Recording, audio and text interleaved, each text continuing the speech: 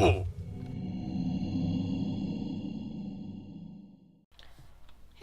what's up everybody? This is angryhippielady, and we are back for another episode here on the YouCraft server. And first of all, I just want to say thank you all. Just tonight actually, we reached 15 subscribers. I had recorded another episode. I wasn't totally happy with it, but after I saw that we got the 15 subscribers, I decided to scratch that recording and just completely start new. That kind of solidified my decision. But anyway, I just wanted to come on here and, just talk and build a little bit, kind of let you know what's going on. Because I think the floor that I'm working on right now in this build, you guys have not actually seen, which is kind of sad because you're not going to be able to see the full design, because I'm doing something a little bit different. So you can kind of see what we've done so far. Let's jump back down here. On the first floor, we've got the tree farms, and then we've got the food farms on the floor below this one. Then we've got the animal farms, everything except for the sheep, which are on this level. And then that's kind of all the farms. We've kind of really exhausted our farms, and I thought about it today. I haven't done a melon, pumpkin, and sugarcane farm. That's something that I can easily include on the other floor, and I had planned on it. I haven't come up with a design that fits in with everything and still kind of works. But that's something that's probably going to be done in the very near future. I mean, it doesn't take much to put something like that together. But on this one, so like I said, we've already exhausted the useful things that we can do. And so me and my boyfriend kind of sat down and we were like, well, what can we do? Or, what can I do ultimately? Because although he likes to give me suggestions and hang around while I build, rarely do I like people actually building with me, because I'm not good with communication about, what I'm building and how I want it done. So I feel like I only want me doing it. But anyway, we came up with a few ideas, and one of them was a museum. I think that was actually my idea. I remember, I guess it wasn't that long ago, it was like a year, 2 years ago. Museums were something that at least I saw often in Minecraft, and it would have either like mob museums, block museums, stuff like that. So I figured, I've got a huge floor, why not do everything? So gonna have animals, gonna have mobs, gonna have blocks, all that good stuff, crafted blocks, and then naturally spawning blocks, anything that I can potentially get. And I might have to ask for some special permissions for some blocks, because I know that we have them here on the server, but the placing of them has been disabled for particular reasons. The one that I can think of right off is a sponge, because that's the currency here on the server right now. But I kind of started, I made this design not really knowing what I was doing, and I still am not totally sure what's going on in my mind when while I'm building this. But right now I've kind of got these little sections that you can kind of see were naturally there, and I just kind of built walls around them. And I guess we'll kind of see how these go. They could be like exhibits, where whatever is. And these middle bits, I was trying to fall on top of that, but anyway, aren't really much. There's not a whole lot of room in here to maneuver, but it's something. I don't know what they are. I just kind of built them one day, and it's kind of grown on me a little bit, kind of like this design. It was fairly simple. All I did was put 1, 2, 3, 4, 5, 6, 7 circles together, I think, and left out whatever blocks were were in between the circles, and that's pretty much all I did. But I've got that over here, going on over here in the obsidian rooms as well. So, um, huh. Let's see, how many are over here? 1, 2, 3, 4, 5, 6. So I can do 6. Could have. Oh, sorry, I hit my headset. I don't know how loud that was because it wasn't the mic. It was like the band on my head. I have an itchy spot. And then over here, I can't fit as many because of the stairs. I was contemplating whether I want to put one right here, and I kind of half built it and stopped because I saw that and I hadn't thought about it before. Honestly, I probably could just put a roof to kind of cap them off, and it wouldn't. I wouldn't even notice.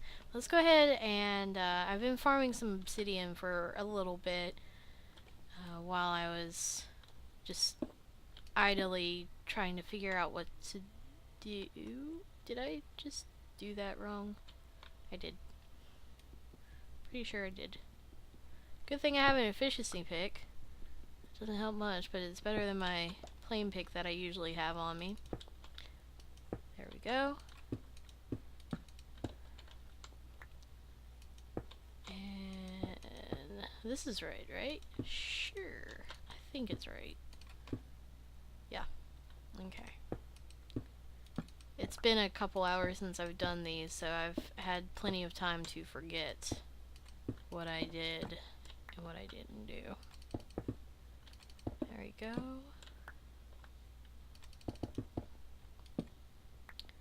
So, something that I brought up, I think a couple episodes ago, was, well,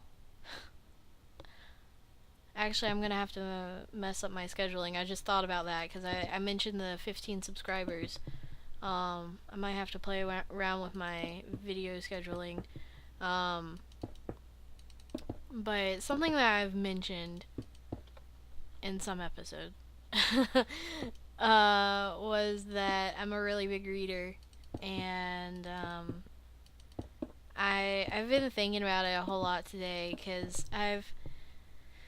there's this book that, oh wait, no, I talked about that book. Oh no, nope, not this one. There's a book that I've been wanting to read. I have it. I have a lot of this person's books. It's Stephen King. But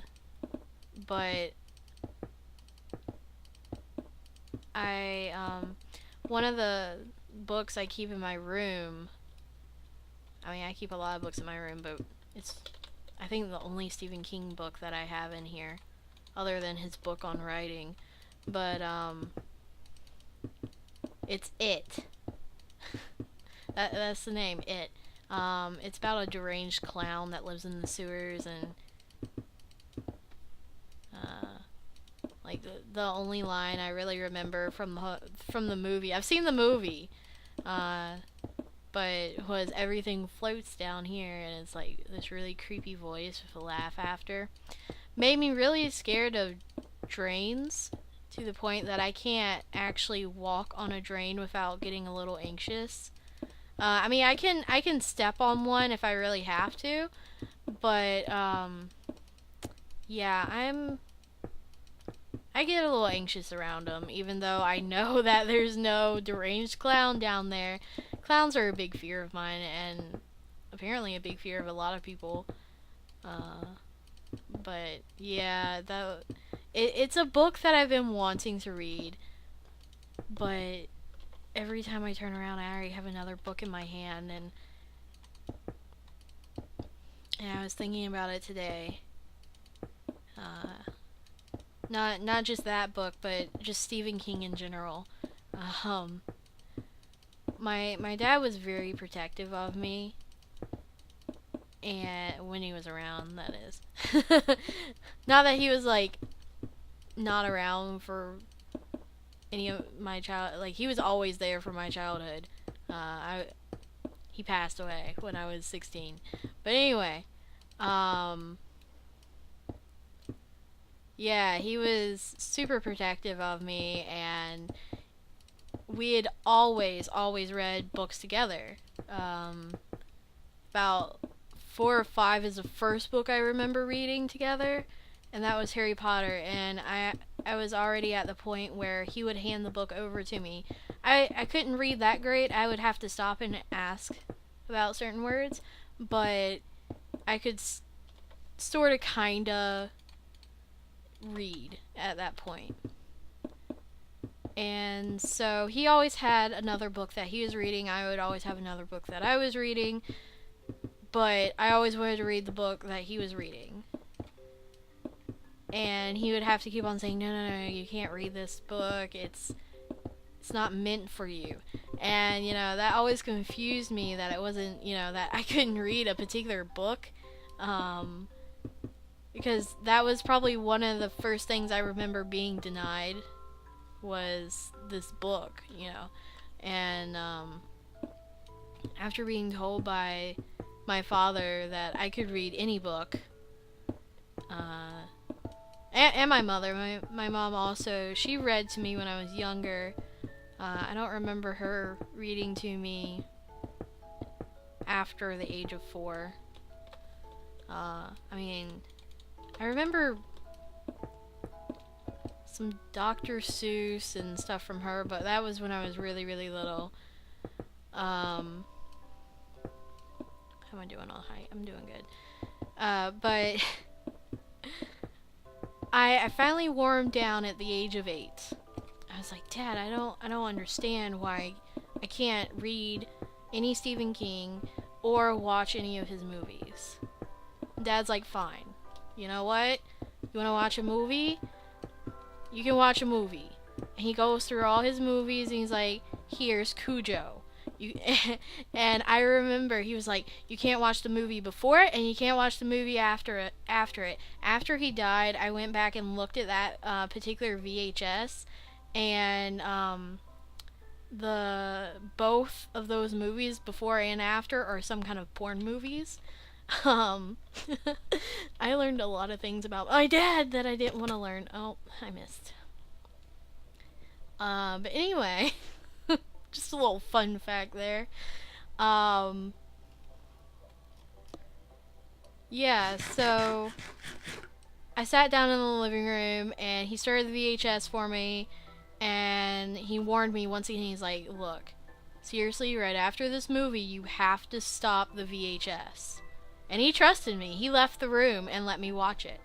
And I did. I wasn't going to disrespect him. Get my ass whooped. But, or not follow directions or whatever. But, that movie fucked me up. I remember. And looking back on it, I'm like, seriously? He actually let me watch that at the age of 8? If I ever have a kid, there's no way that I'm gonna let them watch Cujo that young. I will gladly let them watch Cujo. I will gladly let them read Stephen King. I would be ecstatic if my kid wants to read Stephen King, but at an older age. It's just not appropriate in the least. But that was my first encounter with Stephen King, and I remember for a few years after, or for about a year after, I was just like, no, I don't want to have anything to do with Stephen King at all. Don't want it, can't do it. And then I watched Pet Sematary, and I watched it. Sadly, I haven't really gotten around to reading a whole lot of his work. I've read a little bit of it. I started in high school, And even though I always had a high AR score, high AR reading level, that doesn't mean anything. AR is just bullshit. Let me be honest with you. It is. Because you pick up a Stephen King book, if you're old enough, and try to read it. I don't remember what level it was marked as in the library, but it is hard to read. He uses a lot of big words, and it's good though. It's really good because it works your brain a whole lot, and that's something that I don't encounter a whole lot with the other people that I read. Although there are still big words and things that I have to look up and figure out through context clues, it just doesn't happen as much. I need to dig down one and only do one block. But I noticed when starting out, it took me a long time to even get through 50 pages of it, because just about every other word I had to look up and figure out, and I loved it, but it was taxing at the same time. And that was around the time, it was like right after my dad passed away that I started reading it. And so, I found myself drifting from book to book a whole lot and not really finishing what I was starting. I don't know. I don't know why, because that's not usually how I read. Typically, when I read, I go whole hog. I sit down and I finish the darn book, no matter how much I hate it. Something I don't talk about a whole lot is Great Expectations. Love the book, thoroughly enjoyed it, but it's not for everyone, I will say that. But it was required reading in high school, and it took me about a week to get through the first page. Yeah, I'm not kidding, because I failed a quiz at the end of that week, because it was required reading and we had to read a certain amount by the time the quiz came around. And once I got through that first page, though, I don't know what it was, I couldn't put the book down. I can't. I remember the book, but I can't tell you exactly what made it so I couldn't put it down. And but so far with Stephen King, I haven't experienced that yet. Although I really enjoy his writing and his stories and everything, and his view, well, some of his views.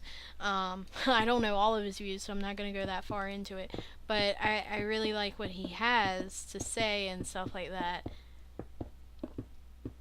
But I haven't encountered a book that I've just gotten so enthralled by that I have to really sit down and get engrossed in the story. And maybe that is the vocabulary. I'm putting my hair up, I'm sorry if you can hear it. But he's an amazing writer. He really is. That really got away from me. I was talking about about his my first encounter with, well, that wasn't my first encounter actually with a scary movie. I was about 4 or 5, maybe 6 at the most. And my dad had fallen asleep in his recliner like he normally did at night. And I don't even remember why I had gone in there, but I did. And he had this old black and white movie on. At least I remember it as black and white. And there was this giant moth attacking some big city, maybe New York, I don't know. I don't remember it that well. I just remember that there was this giant moth attacking these people, and it would like attack their face and eat their face off. And that was my first encounter with a scary movie, and it fucked me up so bad. At the age of 13, I was terrified by butterflies, like to the point of a panic attack almost. It was really bad.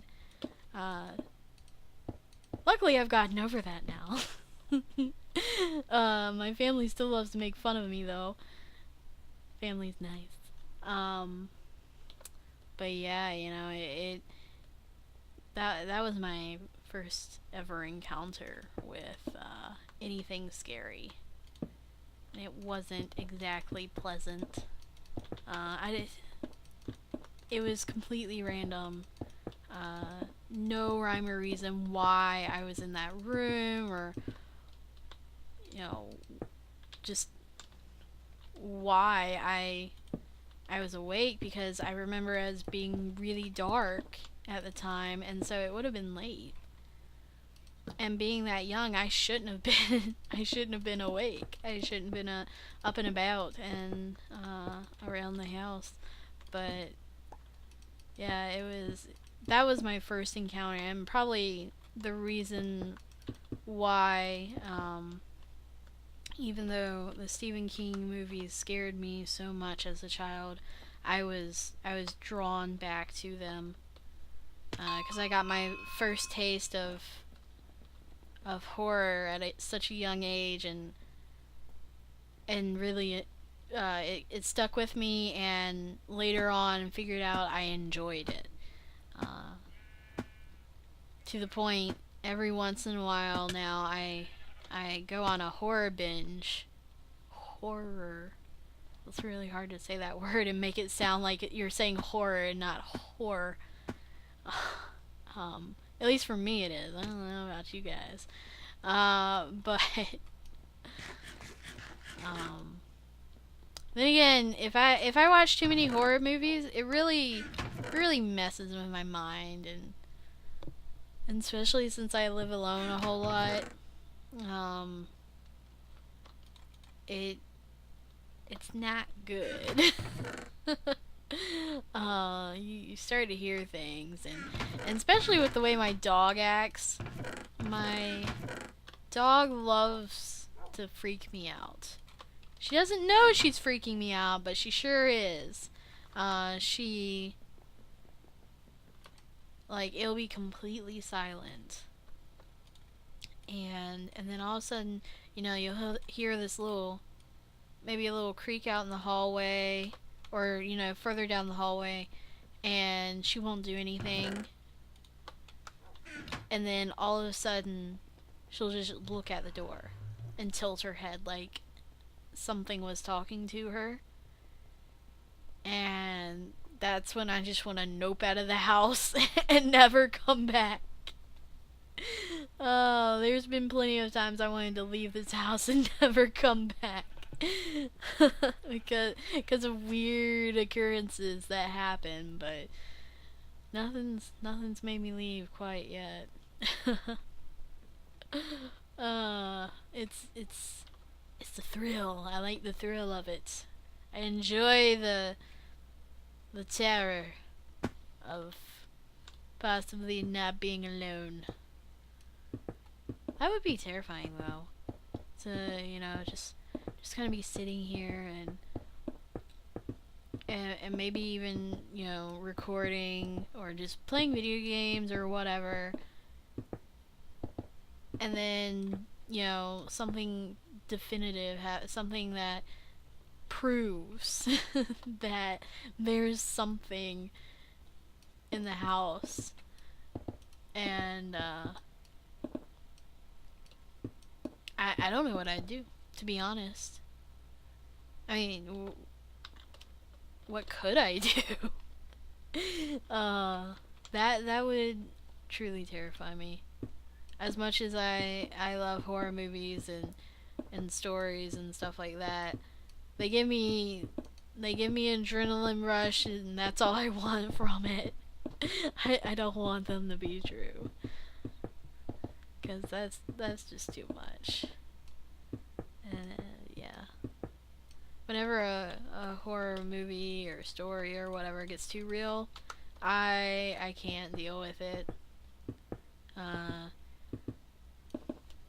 if it's too real, or if it has kids, Pet Cemetery really messes with me. Even though it's kind of, the end, can't watch the end.